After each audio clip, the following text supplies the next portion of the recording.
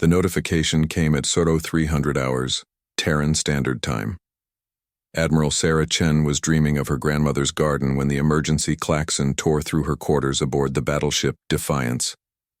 Red lights bathed everything in crimson as she rolled from her bunk, muscle memory taking over. "Admiral to the bridge," the intercom crackled. "Priority Alpha communication incoming." Sarah's bare feet hit the cold deck plates. Priority Alpha meant only one thing: direct communication from the Galactic Council. After 18 months of radio silence, they were finally ready to talk. She threw on her uniform and sprinted through corridors filled with rushing crew members. The Defiance hummed with tension, its corridors alive with whispered conversations and worried glances. Everyone knew what this could mean. The bridge doors hissed open. Commander Marcus Rodriguez, her first officer, stood rigid beside the communications console. His dark eyes met hers with barely contained fury. "Admiral," he said, his voice tight. "It's Ambassador Veltar. He's requesting immediate surrender." The main screen flickered to life, revealing the familiar reptilian features of the Zephyrian ambassador. His scaled face showed no emotion, but his silver eyes gleamed with something that might have been satisfaction. "Admiral Chen," Veltar's voice carried across the void, translated by the ship's computers into flat, emotionless English. "The Galactic Council has reached its final decision regarding humanity's petition for continued membership." Sarah stepped forward, her hands clasped behind her back. "Ambassador, we've been waiting for your response for over a year." "Indeed." Veltar's head tilted slightly. "The Council has reviewed your species' actions during the Kepler crisis. Your aggressive response to the mining dispute has been deemed incompatible with civilized galactic society." The bridge fell silent except for the soft hum of life support systems. Sarah felt her crew's eyes on her, waiting for her response. "Ambassador, we protected innocent civilians from corporate raiders. The Kepler colonists were being slaughtered for refusing to abandon their homes." "You destroyed a Galactic Commerce Guild fleet," Veltar replied coldly. 17 ships, over 3,000 beings. 3,000 beings who were committing genocide. Your perspective is noted. However, the Council's decision is final. Humanity's membership in the galactic community is hereby revoked. All human vessels must withdraw from Council space immediately. You have 72 hours to comply. The words hit like physical blows. Sarah's vision tunneled. 18 years of careful diplomacy, of proving humanity deserved a place among the stars, wiped away in seconds. "Ambassador," she managed, her voice steady despite the chaos in her mind. "What about the trade agreements, the medical exchanges, the research partnerships?" "Terminated. All of them." Veltar's image leaned forward slightly. "Humanity is to be quarantined to your solar system. Any human vessel found beyond the heliopause will be destroyed without warning." Commander Rodriguez stepped forward, his hand moving instinctively toward his sidearm. "You can't." Sarah held up a hand, stopping him. Her mind raced through possibilities, scenarios, desperate gambits. But the math was simple and brutal. Humanity had 47 ships in Council space. The combined Council fleets numbered in the thousands. "I see," she said quietly. "And if we refuse?" For the first time, Veltar showed emotion, a slight widening of his eyes that might have been surprise. "Refuse? Admiral, surely you understand the futility of resistance. Your species numbers barely 8 billion. The Council represents over 400 species with a combined population exceeding 2 trillion. Sarah nodded slowly. "I understand. The numbers, Ambassador. Then you will comply?" The bridge held its breath. Sarah looked around at her crew, humans from a dozen different nations united in their service to something greater than themselves. She thought of the colonies, the research stations, the millions of humans who had built lives among the stars. "We'll need time to evacuate our civilians," she said finally. 72 hours, Veltar repeated. Not a moment longer. The communication ended, leaving only the soft electronic hum of the bridge systems. Sarah stared at the blank screen for a long moment before turning to her crew. Rodriguez, get me Admiral Harrison at Titan Station, then patch me through to all human vessels in council space. Yes, ma'am. Rodriguez moved to his console, his movements sharp and precise. Sarah walked to the captain's chair but didn't sit. Instead, she gripped its high back and looked out at the star field beyond the viewports. Somewhere out there, scattered across 100 systems, were the ships and stations that represented humanity's dreams among the stars. Admiral, Rodriguez called. Admiral Harrison is standing by. All ships are ready to receive. Sarah straightened, feeling the weight of history settling on her shoulders. Open channels. The communication grid lit up, 47 points of light representing every human vessel beyond Earth's solar system. Cargo haulers, research ships, diplomatic couriers, and the handful of military vessels that made up humanity's modest space fleet. This is Admiral Chen aboard the Defiance, she began, her voice carrying across light years of space. I'm sure you've all heard the news by now. The Galactic Council has expelled humanity from galactic society. We have 72 hours to evacuate all human personnel from council space. Voices began to speak. Protests, questions, curses in a dozen different languages. Sarah let them vent for a moment before continuing. I know this is difficult. Many of you have spent years building relationships, conducting research, establishing trade routes. But we have no choice. We're outnumbered 1,000 to 1. Admiral, came a voice from the merchant vessel, New Horizons. What about the colonies? There are 3 million people on New Geneva alone. We'll get everyone out, Sarah promised, though she had no idea how. Every last person. The next few hours passed in a blur of logistics and desperate planning. Cargo holds were emptied to make room for refugees. Research data was downloaded and transmitted back to Earth. Personal belongings, the accumulated treasures of lives lived among the stars, were abandoned in favor of human lives. Sarah found herself in her ready room, staring at a cup of coffee that had long since gone cold. The door chimed, and Rodriguez entered without waiting for permission. The evacuation's proceeding ahead of schedule, he reported. We should have everyone out with 6 hours to spare. Sarah nodded absently. Good. That's good. Rodriguez sat down across from her, his expression concerned. Admiral, if I may, you seem troubled, more than the situation warrants. Sarah looked up at him. This man who had served beside her for 8 years, through first contact and the early days of galactic diplomacy. Marcus, do you remember what Ambassador Veltar said when we first met the Council? Which part? About humanity being young, impetuous. How we needed to be guided by wiser, older species. Rodriguez's jaw tightened. I remember. I thought it was condescension.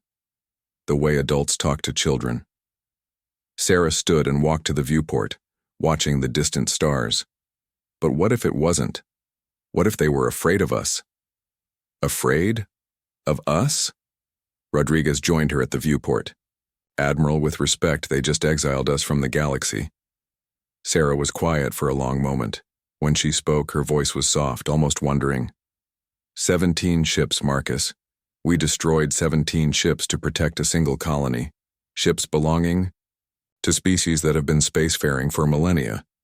And we did it with vessels built from salvaged asteroid metal and determination. She turned to face him, and Rodriguez was startled by the intensity in her eyes. They're not exiling us because we're weak, she continued. They're exiling us because we're dangerous. Before Rodriguez could respond, the bridge called. Admiral, we're receiving a tight beam transmission from Earth. It's Admiral Harrison. Sarah and Rodriguez returned to the bridge, where Harrison's weathered face filled the main screen. Behind him, Sarah could see the organized chaos of Titan Station's command center. Sarah, Harrison said without preamble. I've been in contact with Earth Command. The President wants to know our options. Our options are simple, Tom. We comply or we die. Harrison's expression darkened. There might be a third option. Sarah felt her pulse quicken. I'm listening. Project Lazarus. The deep, black research program I mentioned last year? Sarah frowned. She remembered vague references to classified research, but nothing concrete. Tom, now isn't the time for riddles. It's not a riddle, it's a miracle. Or maybe a nightmare. I'm not sure which. Harrison leaned forward, his voice dropping to barely above a whisper. Sarah, we've cracked it. Faster than light communication. Not just communication, transportation.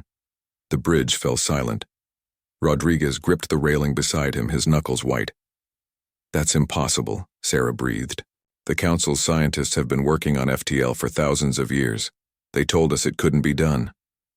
Maybe it couldn't be done by them, Harrison replied. But humans think differently. We approach problems from angles they never considered. The test was successful 6 months ago. We can move ships instantly across galactic distances. Sarah's mind reeled. If what Harrison was saying was true. How many ships? She asked. Right now? Just prototypes. But give us 6 months and we could retrofit the entire fleet. We don't have 6 months, we have 68 hours. Harrison's smile was grim. Then we'd better work fast. The next 18 hours transformed from a desperate evacuation into something else entirely. While cargo ships continued to ferry civilians back to Earth, a select few vessels received coded instructions to rendezvous at coordinates deep in interstellar space. Sarah stood on the bridge of the Defiance, watching as 3 other ships emerged from the darkness: the research vessel Prometheus, the heavy cruiser Yamato, and Harrison's command ship Sovereign. These 4 vessels represented nearly half of humanity's military space capability. Admiral, Rodriguez reported, incoming transmission from the Prometheus. The screen shifted to show Dr. Elena Vasquez, the head of humanity's xenobiology department. Behind her, Sarah could see banks of equipment that definitely hadn't been there the last time she'd visited the research ship. Admiral Chen, Dr. Vasquez began, her accented English carrying undertones of exhaustion and excitement. We've finished the installations. All 4 ships are now equipped with what we're calling jump drives. Sarah nodded. How does it work? The technical details are complex. But essentially, we've learned to fold space-time itself. Think of it as stepping between dimensions rather than traveling through normal space. And it's safe? Dr. Vasquez hesitated. Define safe. We've run hundreds of simulations, and the computer models suggest a 97% success rate. But Admiral, we've never tested it with anything larger than an unmanned probe. What happens if it doesn't work? Best case? Nothing. The drive fails and we continue on conventional engines. Worst case? She shrugged. We cease to exist across multiple dimensions simultaneously. Rodriguez muttered something under his breath that sounded like a prayer in Spanish. How long do we have? Sarah asked. Harrison's voice came from the Sovereign. 46 hours until the deadline. But Sarah, there's something else. We've been monitoring Council communications. They're not just expelling us, they're mobilizing their fleets. Sarah's blood chilled. Mobilizing for what? Best guess? They're planning to make sure we can't ever come back. Complete extermination. The pieces clicked together in Sarah's mind with terrible clarity. The sudden exile, the unreasonable deadline, the destruction of trade relationships that had taken decades to build. It wasn't punishment. It was the first step in genocide. How long before their fleets reach Earth? She asked. 6 months, maybe less. Sarah closed her eyes, feeling the weight of her species' survival on her shoulders. When she opened them again, her expression was hard as vacuum. Dr. Vasquez, begin final preparations. We're going to test your drive under combat conditions. Admiral? Rodriguez stepped closer, lowering his voice. What are you planning? Sarah looked at him, then at the tactical display showing the positions of Council fleets throughout the galaxy. We're going to send a message. Chapter 2. The Message. The Galactic Council convened an emergency session aboard the massive station, known as Unity's Heart, positioned at the gravitational center of the 7 core worlds. The station itself was a marvel of engineering. A crystalline structure 20 kilometers in diameter, that housed representatives from over 400 species. Ambassador Veltar of the Zephyrian hegemony stood at the central podium, his scaled hands gripping the speaking platform. Around him, arranged in concentric circles rising toward the chamber's apex, sat the most powerful beings in the galaxy. Honored colleagues, Veltar began, his voice carrying clearly through the chamber's acoustic systems. The human situation has been resolved. All human vessels have withdrawn from Council space within the allotted time frame. A satisfied murmur rippled through the assembly. High Chancellor Mordak of the hegemony leaned forward from his elevated platform. And the permanent solution? The Chancellor asked, his words causing several representatives to shift uncomfortably. Veltar's expression didn't change. Fleet Admiral Kexvar reports that Battle Group Omega is en route to the human system. Estimated arrival, 100. And 73 local rotations. Excellent. Chancellor Mordak settled back. This human problem will soon be. Alarms began sounding throughout the station. The chamber's lights shifted from the warm yellow of normal operations to the harsh red of emergency status. A younger Zephyrian officer rushed to Veltar's side, whispering urgently in their native tongue. Veltar's eyes widened, a rare display of emotion for his species. He looked up at the assembly, his voice carrying a note of uncertainty that sent cold ripples through the chamber.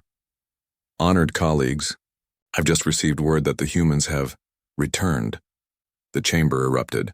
Hundreds of voices speaking dozens of languages created a cacophony that the translation systems struggled to parse. Chancellor Mordak's voice cut through the noise like a blade. Returned? What do you mean, returned? Before Veltar could respond, the chamber's main display activated, showing a tactical readout of local space. 4 red dots had appeared in the outer system, moving with impossible speed toward the core worlds. 4 human vessels, Veltar reported, his voice strained. They appeared without warning 12 minutes ago. Current trajectory indicates they're heading directly for Unity's heart. How did they get past our sensor networks? Demanded General Thexani of the Corvalian Empire. Our early warning systems extend 50 light-years in all directions. Unknown, General. They simply appeared. The tactical display updated, showing the human ship's approach vector. At their current speed, they would reach the station in less than an hour. Chancellor Mordak activated his personal communicator. Battle Group Alpha, report to Unity's heart immediately. Priority Alpha authorization. Battle Group Alpha reporting, came the response. Admiral, we're already in position. 47 ships surrounding the station ready to engage. Mordak smiled coldly. Excellent. Inform the humans that they have violated Council space and will be destroyed if they do not withdraw immediately. The minutes crawled by as the human ships continued their approach. The chamber's display showed them decelerating as they neared the outer perimeter of Battle Group Alpha's formation. Incoming transmission from the human vessels, Veltar announced. Put it through, Chancellor Mordak ordered. The display shifted to show the interior of a human ship's bridge. Admiral Sarah Chen stood in the center, her uniform crisp despite the obvious strain on her face. Behind her, human crew members worked at various stations with calm efficiency. Chancellor Mordak, Admiral Chen said, her voice carrying clearly through the chamber. I am Admiral Sarah Chen of the Terran Defense Force. I'm here to deliver a message. Admiral Chen, Mordak replied, his tone icy. You and your vessels are in violation of Council law. You have 60 seconds to withdraw before we open fire. Sarah's expression didn't change. I understand your position, Chancellor, but I think you'll want to hear what I have to say first. Around the chamber, representatives leaned forward. Something in the human's tone was unsettling. You have 45 seconds, Mordak said. Sarah nodded and stepped closer to her communication pickup. When she spoke again, her words were measured, each one falling into the silence like stones into still water. 18 months ago, the Galactic Council told humanity that we were too young, too impetuous, too dangerous to be full members of galactic society. You were right. She paused, letting that sink in. You see, while you've spent the last 1,000 years perfecting your bureaucracy and your trade regulations, we've been doing something else. We've been preparing for war. The chamber stirred uneasily. Mordak leaned forward. Admiral, you have 30 seconds before my ships reduce your vessels to... Check your sensors, Chancellor. The tactical display updated automatically, and gasps echoed throughout the chamber. The 4 human ships had vanished from the display. Entirely. Where? Mordak began. The display updated again. Now the 4 ships appeared directly in the center of the Council fleet formation, scattered among the 47 vessels of Battle Group Alpha. Impossible, General Thexani breathed. Our ships are reporting that the human vessels simply materialized among them. Sarah's image smiled, not a pleasant expression. We call it a jump drive, instantaneous transportation across any distance. While your scientists spent millennia insisting it was impossible, ours made it work in 18 months. Chancellor Mordak's scaled hands gripped his chair arms. Admiral, you are outnumbered 47-4. Surely you don't think... Oh, but I do. Sarah's smile widened. You see, Chancellor, those 47 ships are now sitting within the blast radius of something very special.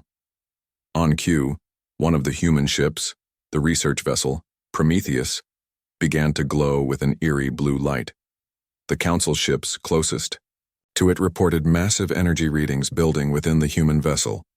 What are you doing? Veltar demanded. We're demonstrating human ingenuity, Sarah replied calmly. Dr. Vasquez, if you would. The display split to show a second human, a middle-aged woman with steel-gray hair and intense dark eyes. Honorable Chancellor, Dr. Vasquez said. What you're seeing is a contained stellar collapse. We learned to create artificial black holes about 6 months ago.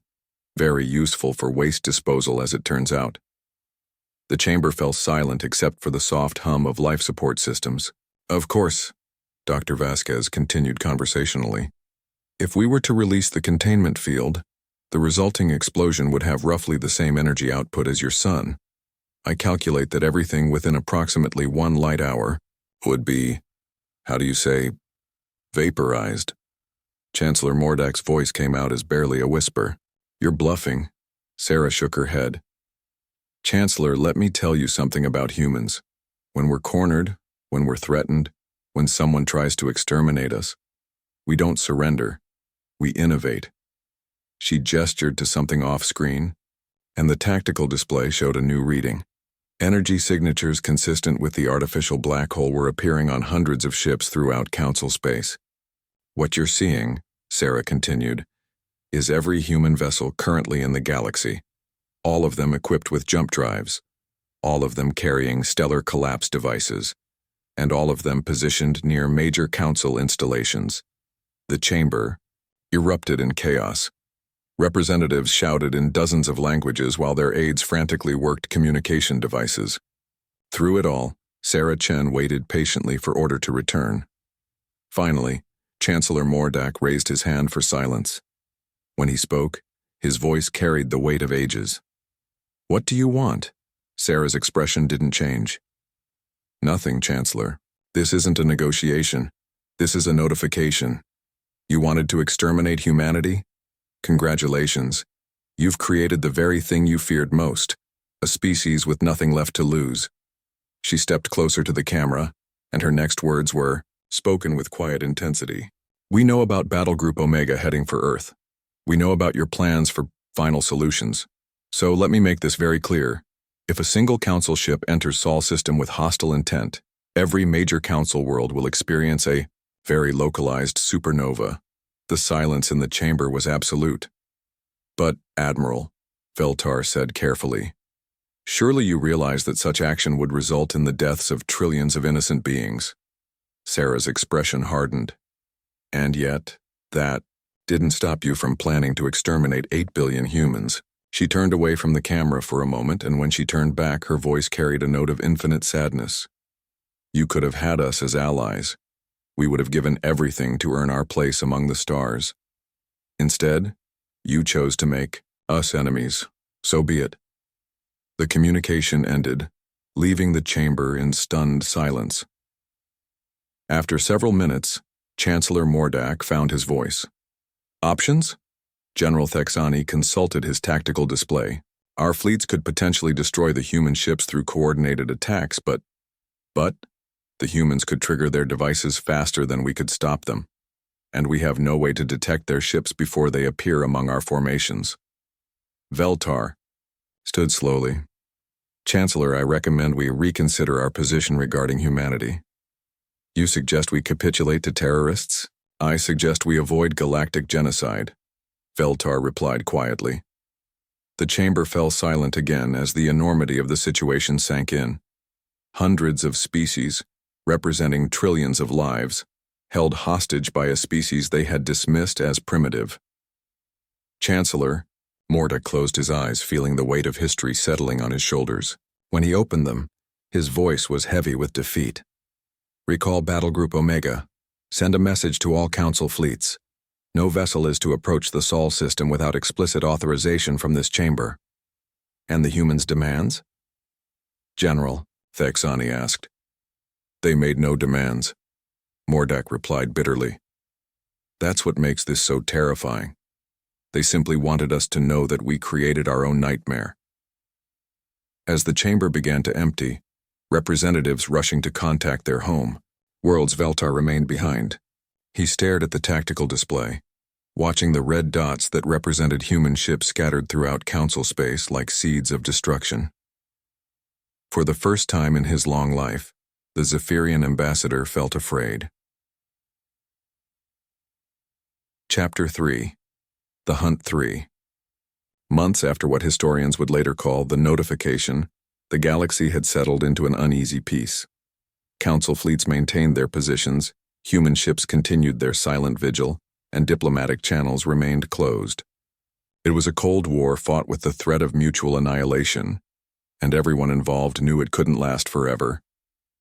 Admiral Sarah Chen stood in the observation deck of the newly constructed station orbiting Pluto, watching the endless dance of construction robots as they assembled humanity's newest weapons platform. The irony wasn't lost on her.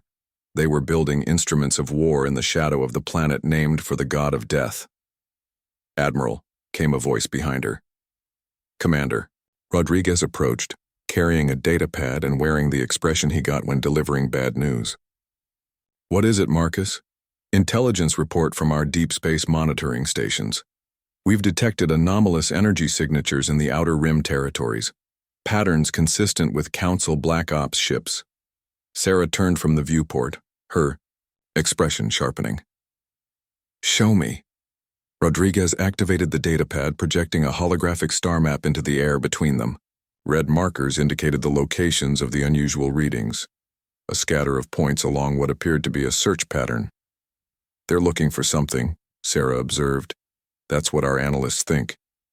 But Admiral, there's more. We've intercepted fragmentary communications. They're mentioning something called the Architect. Sarah frowned. The name meant nothing to her, but the fact that the Council was conducting covert operations despite their apparent surrender was troubling. Any idea what it means? None. But given the resources they're dedicating to this search, it's important to them. Before Sarah could respond, her personal communicator chimed. The priority code made her blood run cold. It was the emergency. Frequency reserved for immediate threats to Earth. Chen here. Admiral, this is Control. We've got a problem. Long-range sensors have detected a massive energy distortion approaching from the direction of the galactic core. ETA is approximately 6 hours. Sarah's grip tightened on the communicator. Details. It's unlike anything we've seen before. The distortion is roughly the size of a small moon, and it's moving at near light velocity. Our physicists are baffled. Nothing that large should be able to achieve those speeds without tearing itself apart. Sarah and Rodriguez exchanged glances. After months of Cold War stalemate, something was finally happening. I'm on my way to the command center, Sarah said. Rodriguez, get word to all human ships, battle stations, but maintain current positions. I want to know what this thing is before we start shooting. The command center buzzed with activity as Sarah arrived. Banks of monitors showed tactical displays, sensor readings, and communication feeds from across human space. At the center, Of it all, Admiral Harrison coordinated the response from his position at the main control console. "Sarah," he called as she entered. "Thank God you're here. This situation is getting stranger by the minute." "Talk to me." Harrison gestured to the main display, which showed a three-dimensional representation of the approaching object. It was roughly spherical, but its surface seemed to shift and flow like liquid mercury. "It's not a ship," Harrison explained. "At least, not any kind of ship we understand. The energy readings are off the charts, but there's no indication of conventional propulsion.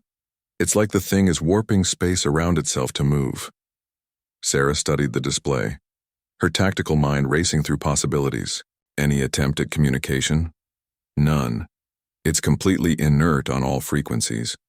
But Sarah, there's something else. Watch this. The display shifted to show a time lapse of the object's approach. As Sarah watched, she realized that the thing wasn't following a direct course toward Earth. Instead, it was following a complex spiral pattern that seemed almost, "It's searching," she breathed. "That's what we think. But searching for what?" Before anyone could answer, the communication console erupted in alerts. The operator, a young lieutenant named Park, looked up with wide eyes. "Admiral, we're receiving a priority transmission from the Galactic Council. It's Chancellor Mordak himself." The main display shifted to show the familiar reptilian features of the Zephyrian leader. But something was wrong. Mordak's usually composed demeanor was cracked, his eyes showing something that looked disturbingly like panic. "Admiral Chen," he began without preamble, "I am contacting you under extreme circumstances. The object approaching your system, you must not allow it to reach Earth." Sarah's expression remained neutral, despite the surprise she felt. "Chancellor, this is an interesting development. First you try to exterminate us, now you're concerned for our welfare." "Admiral, please. This is not about politics or past grievances. That object is something called a harvester.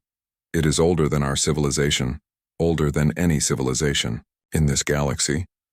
And if it reaches a populated world..." Mordak's voice trailed off, and for a moment he looked like a very old, very tired being. "What does it do?" Sarah asked. "It consumes everything. Every trace of organic life, every scrap of biological matter. It breaks it down to component molecules and incorporates it into itself. And when it's finished," he shuddered.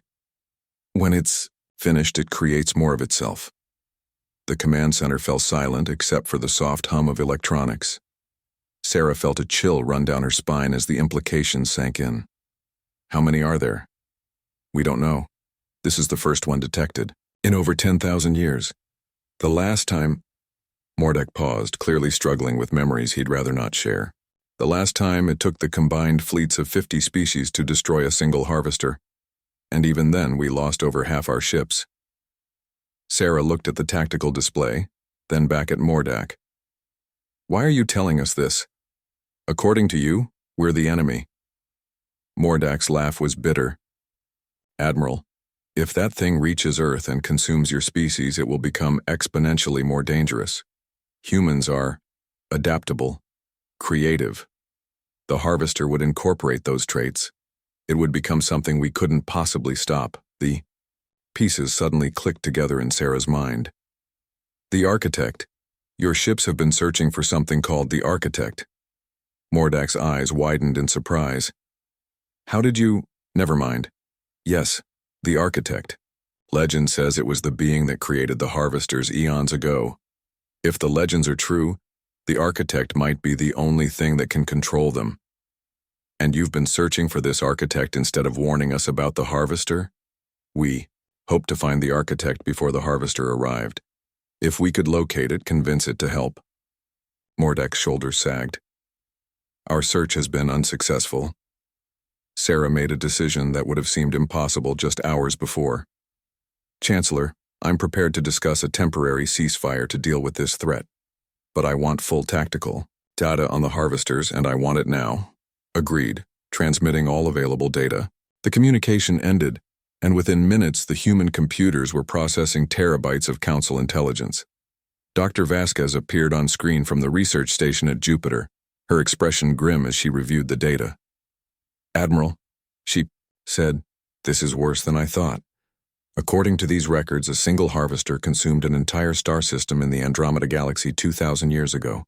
15 billion intelligent beings gone in a matter of weeks." Sarah turned to Harrison. "How long until it reaches Earth?" "At current velocity, 4 hours and 37 minutes. Can we evacuate? 8 billion people in 4 hours? It's impossible." Sarah looked around the command center at the faces of her crew, humans who had followed her into the impossible situation with the Council, who had trusted her judgment when she chose to threaten galactic annihilation rather than accept extinction. Now they were facing something far worse than anything the Council could throw at them. "All right," she said quietly. "If we can't run, we fight.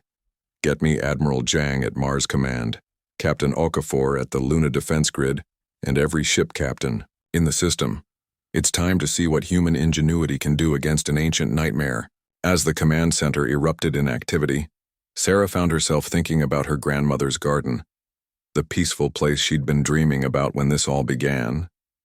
She wondered if she'd ever see Earth's green hills again, or if humanity's home would become just another meal for something that viewed entire civilizations as nothing more than raw material.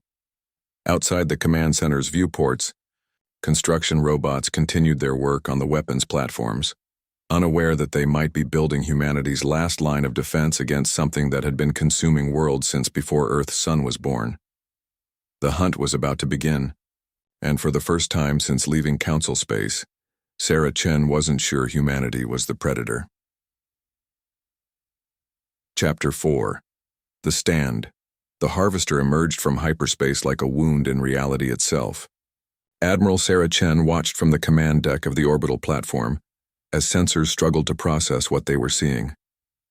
The thing was massive, easily the size of Earth's moon, but its surface writhed and pulsed with organic patterns that hurt to look at directly.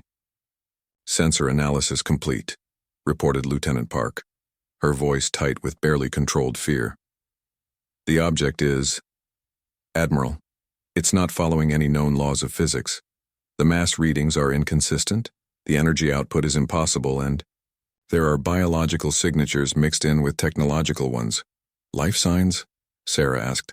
"Billions of them, but they don't seem to be individual entities. It's more like one massive organism made up of countless smaller parts." On the main display, the Harvester hung in space like a malignant tumor against the star field. As they watched, portions of its surface shifted and flowed, revealing glimpses of what looked like cities, forests, and other landscapes, all somehow incorporated into the thing's living hull. "Dear God," whispered Dr. Vasquez from her position at the science station. "Those aren't random patterns. Those are the worlds it's consumed. It's keeping them as part of itself." The communication console chimed, and Chancellor Mordak's image appeared on a secondary screen. Behind him, Sarah could see what looked like a council war room filled with frantic activity. "Admiral Chen," Mordak said urgently, "the Harvester has begun its scanning sequence. You have perhaps an hour before it starts the consumption process." "What does that mean exactly?" Sarah demanded.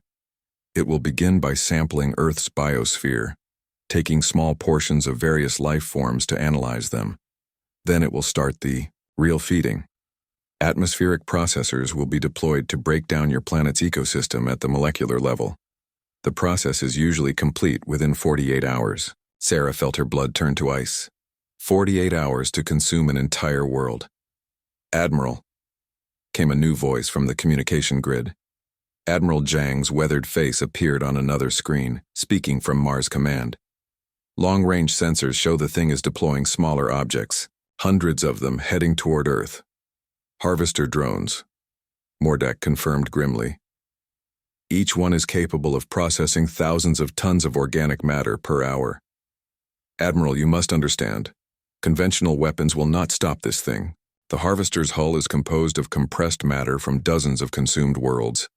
It would take the combined firepower of 100 fleets to even damage it." Sarah looked around the command center at her crew. Humans who had followed her into an impossible situation with the Council, who had trusted her when she chose to threaten galactic annihilation rather than accept extinction.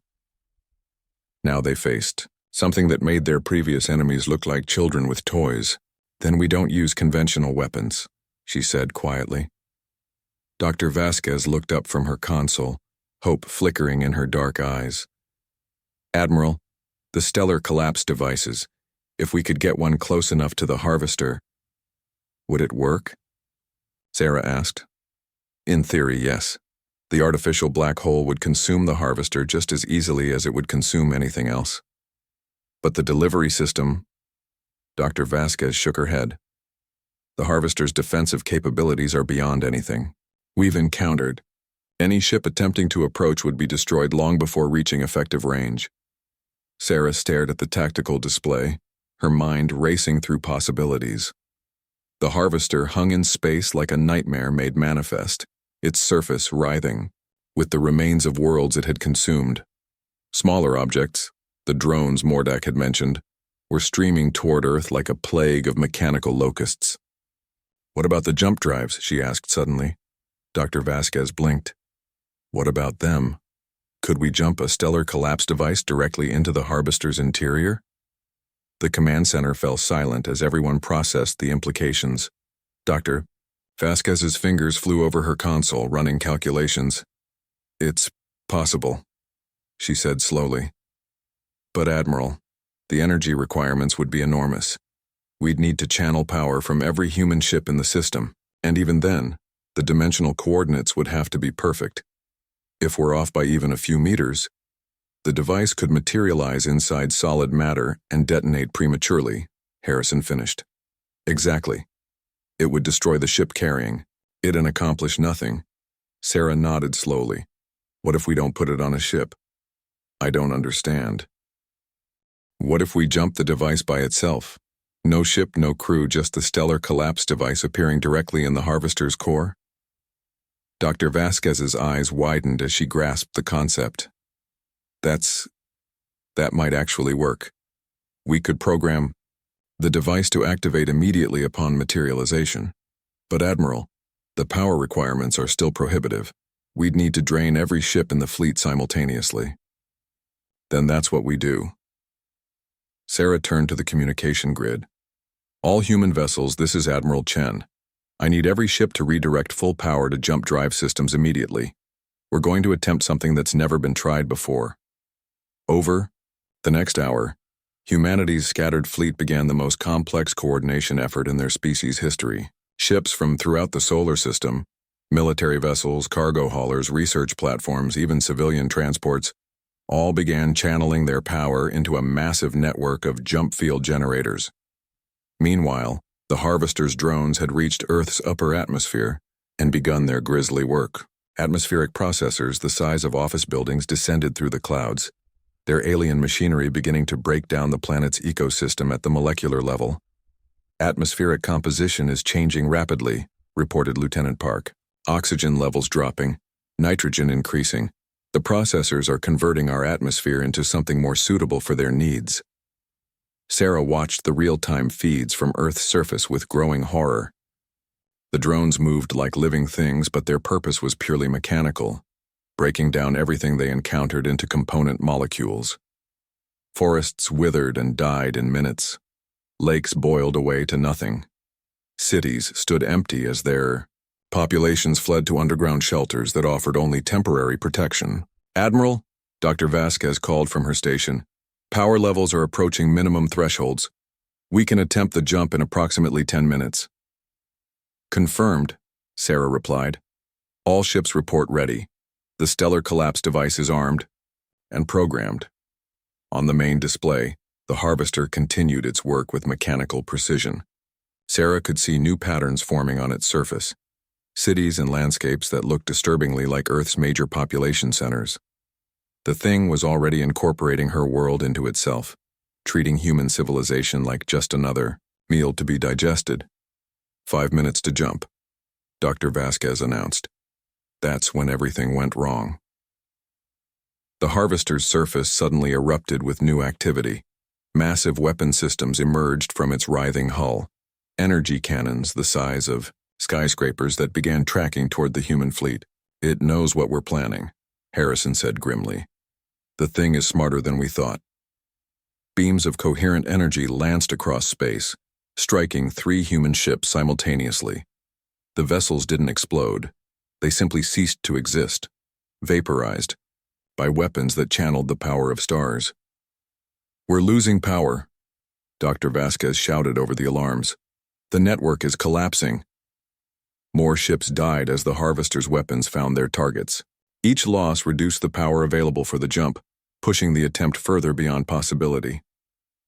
Sarah watched her fleet die with mounting desperation. In minutes, they would lack the power necessary to transport the stellar collapse device. The Harvester would complete its consumption of Earth, and humanity would become just another pattern in its nightmarish hull. That's when the impossible happened.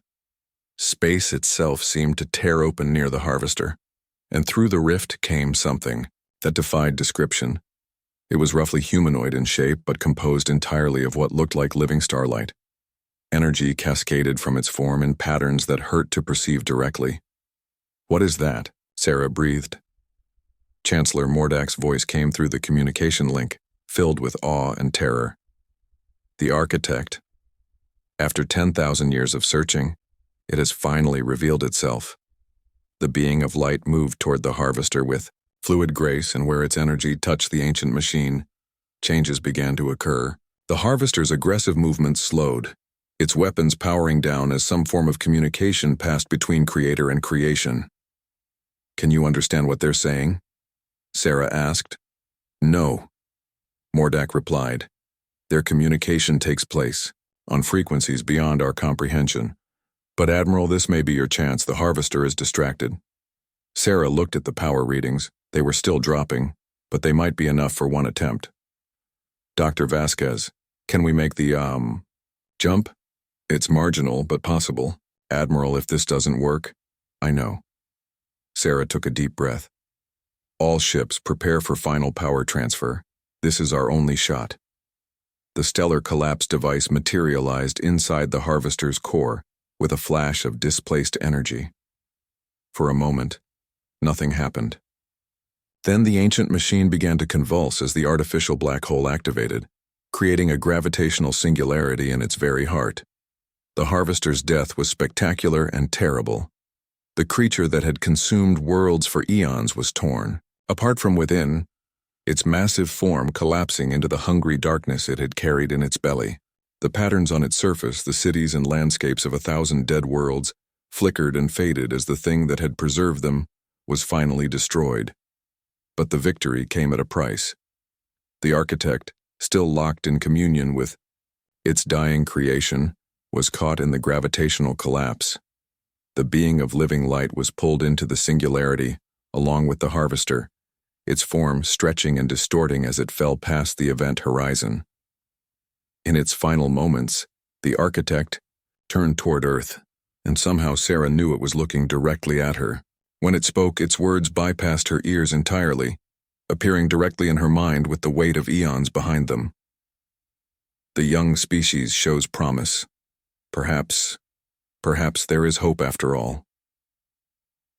Then both creator and creation vanished into the artificial black hole, which promptly collapsed in on itself and winked out of existence, leaving only empty space where humanity's greatest threat had been. The command center was silent for long minutes as everyone processed what they had witnessed. Finally, Sarah found her voice. "Damage reports. How many ships did we lose?" 17. "Destroyed, 12 more heavily damaged," Harrison reported. "But Admiral, the atmospheric processors on Earth have shut down. The Harvester's death seems to have deactivated them." Sarah nodded slowly, then activated the communication link to the Council.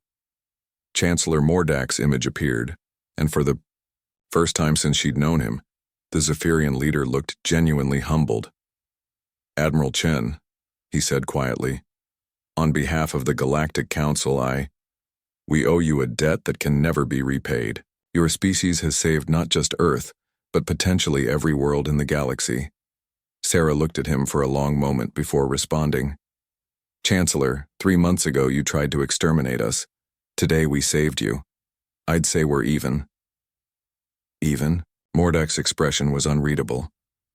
Admiral, I'm not sure the galaxy will ever be even with humanity. You've done something today that the combined might of 400 species couldn't accomplish. We got lucky, Sarah replied. The architect appeared at exactly the right moment. Did it? Mordek asked. Or did it appear because humanity was making a stand? Admiral, I've spent months studying your species since our disagreement. Humans have a unique quality. When faced with impossible odds, you don't surrender. You innovate. You adapt. You find ways to turn weakness into strength. He paused, seeming to gather his thoughts. The architect searched for 10,000 years for a species worthy of continuing its work. Today, I believe it found one. Sarah felt a chill run down her spine. What are you saying? I'm saying that humanity's exile from the Galactic Council is hereby rescinded. More than that, I'm proposing that humanity be granted a permanent seat on the Council's governing board. Your species has earned the right to help guide galactic civilization. The offer hung in space between them, heavy with implications. Sarah looked around the command center at her crew, then out at the starfield where Earth hung like a blue jewel against the darkness. I'll need to discuss this with my government, she said finally. But Chancellor, if we do rejoin the galactic community, it will be as equals. No more talk of humanity being too young or too dangerous. We've proven we can be both. Mordek's laugh was rueful. Admiral, after today, I don't think anyone in the galaxy will question humanity's capabilities. The question now is whether the rest of us are worthy of your partnership. The communication ended, leaving Sarah alone with her thoughts and the weight of what had just transpired. Humanity had gone from exiled outcasts to potential leaders of galactic civilization in the span of a few months. Outside the viewports, Earth continued its ancient rotation, unaware of how close it had come to becoming nothing more than processed biomass in an alien feeding machine. The planet looked peaceful from orbit, its blue oceans and white clouds unmarked by the horror that had nearly consumed it. But Sarah knew that humanity had been forever changed by the events of the past few months. They had seen what they were, capable of when pushed to the brink, both the terrible destructive power they wielded and the incredible courage they could display when facing the impossible. The galaxy would never be the same, and neither would humanity. Epilogue. New Horizons. 1 year later. The ceremony took place on Unity's heart, the massive council station that had once echoed with calls for humanity's destruction. Now it hosted a very different gathering, the formal induction of humanity into the Galactic Council's inner circle. Admiral Sarah Chen stood at the speaker's podium, wearing the dress uniform of the newly formed Terran Diplomatic Corps. Around her, representatives from 400 species watched with expressions ranging from respectful attention to barely concealed awe. Honored colleagues, she began, her voice carrying clearly through the chamber's acoustic systems. 1 year ago, I stood in this chamber and delivered what many of you interpreted as a threat. Today, I stand here to offer something very different. Partnership, she gestured to the viewing wall, which showed a real-time image of the galaxy. Scattered across the spiral arms were thousands of points of light, each representing a human ship engaged in exploration, research, or diplomatic missions. In the past 12 months, human vessels have made first contact with 17 previously unknown species. We've shared our medical technology with the Altarian plague worlds, helped the Centauri Collective establish new trade routes, and worked with Council scientists to develop early warning systems for threats like the Harvesters. The chamber murmured with approval. Sarah smiled slightly before continuing. But perhaps most importantly, we've learned something about ourselves. Humanity's greatest strength isn't our technology or our military capability. It's our refusal to accept that any problem is unsolvable. She paused, looking around at the assembled representatives. The architect chose to reveal itself during humanity's darkest hour, not because we were the strongest species in the galaxy, but because we were the most stubborn. When faced with extinction, we didn't surrender. We found a way to turn our greatest weakness into our greatest strength. Chancellor Mordak stood from his elevated platform, his scaled features showing genuine warmth. Admiral Chen speaks truth. Humanity has brought something to the galaxy that we had lost: hope. The willingness to believe that any challenge can be overcome through cooperation and ingenuity. The chamber erupted in approval, representatives from dozens of species rising to their feet in applause. Sarah felt a wave of emotion as she looked out at beings who had once considered her species too dangerous to live alongside civilized society. After the ceremony, Sarah found herself in the station's observation lounge, looking out at the stars. Through massive transparisteel windows, the galaxy stretched endlessly before her, full of mysteries yet to be solved and challenges yet to be overcome. "Quite a change from our last meeting here," came a familiar voice behind her. Sarah turned to see Commander Rodriguez approaching, now wearing the insignia of a full admiral. Behind him walked Dr. Vasquez, who had been promoted to head the new Joint Human Council Research Initiative. "Marcus, Elena," Sarah greeted them warmly. "How are the integration efforts proceeding?" "Better than expected," Rodriguez replied. "The Council species are adapting to human methods more quickly than we thought possible. Turns out bureaucracy isn't the only way to get things done." Dr. Vasquez nodded enthusiastically. "The research collaborations are producing remarkable results. Just last week, a joint human-Zephyrian team cracked the quantum consciousness problem that's puzzled xenopsychologists for centuries." Sarah smiled. "And the exploration missions?" "Beyond our wildest dreams," Rodriguez said. "The jump drive technology has opened up regions of space that were previously unreachable. We've discovered 3 new sapient species in the past month alone." They stood in comfortable silence for a moment, watching the stars wheel slowly past the observation windows. Finally, Sarah spoke. "Do you ever wonder what would have happened if we'd accepted exile? If we'd just retreated to Sol System and stayed there?" Dr. Vasquez shuddered. "The Harvester would have consumed Earth and then spread throughout the galaxy, unchecked. Billions of worlds would have fallen. More than that," Rodriguez added, "the galaxy would have stagnated. Sometimes I think the Council species had grown too comfortable, too set in their ways. They needed something to shake them up." Sarah nodded slowly. "The architect said humanity showed promise. I think it meant our potential not just as explorers or innovators, but as catalysts. We make others around us better." A soft chime indicated an incoming message on Sarah's personal communicator.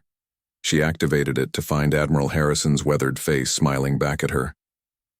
"Sarah, you need to see this. We've just received a transmission from the deep space exploration ship, Magellan." The image shifted to show Captain Jennifer Okafor, one of humanity's most experienced deep space commanders. Behind her, the bridge of her ship buzzed with excitement. "Admiral Chen," Captain Okafor said, barely able to contain her enthusiasm. "We've found something incredible. A structure in the void between, artificial, massive, and completely unknown to Council records." Sarah felt her pulse quicken. The void between was the name given to the dark space between galactic arms, a region thought to be empty of everything except occasional rogue stars. "Details, Captain." "It's a ring structure approximately 1 light-year in diameter. The composition is unknown, but it's clearly artificial. And Admiral, it's sending out signals. Patterns that look almost like..." "Like what, Captain?" Okafor's smile was radiant. "Like an invitation." Sarah looked at Rodriguez and Dr. Vasquez, seeing her own excitement reflected in their faces. A year ago, humanity had been on the brink of extinction. Now they were poised to make what might be the greatest discovery in galactic history. "Captain Okafor," Sarah said, "maintain safe distance and continue monitoring. We'll be sending reinforcements within the week." The communication ended and Sarah turned back to the observation windows. Somewhere out there in the darkness between galaxies, something was waiting to be discovered. Something that the combined knowledge of 400 species had never encountered. "Well," she said quietly, "it looks like the adventure is just beginning." Rodriguez grinned. "Wouldn't have it any other way, Admiral." As they watched, a human ship jumped into view near the station, one of the new exploration vessels equipped with the latest generation of jump drives. It hung in space for a moment before disappearing again in a flash of displaced energy, carrying its human crew toward unknown stars and undiscovered wonders.